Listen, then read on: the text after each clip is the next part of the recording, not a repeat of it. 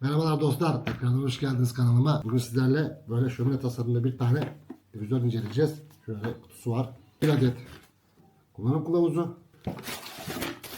Hemen şöyle poşetini de çıkartalım. Boyut olarak şu şekilde. Ürünümüz Type-C ile çalışmaktadır. 280 mil bir su haznesi mevcut üründe. Yanımızda mevcut. Type-C kablosu. Bir tane max işareti mevcut. Yani suyu buraya kadar koyun. Bundan üstüne su koymayın. Yakınları çıkarmayı da çok seviyorum. Suyumuzu koyalım ve devam edelim. Max dediği yere kadar. Bundan ben genelde 3-4 damla atıyorum. Şöyle 1, 2, 3, 4. Şu an çok güzel bir efekt veriyor. Kumandanı kontrol edeceğiz.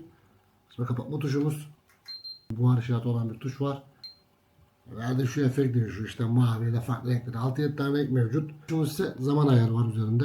Ne kadar çalışacağını siz ayarlıyorsunuz bu tuştan. Su bittiği zaman da ürünün kapanma özelliği mevcut. Ve şöyle bir tuşumuz var. Işık işareti var üzerinde. Buna basarsanız öndeki efekt değişiyor bu sefer. Evet dostlar, ürün güzel. Tasarımı da güzel. Tavsiye ederim. Verdiği efekt de gerçekten çok hoş duruyor.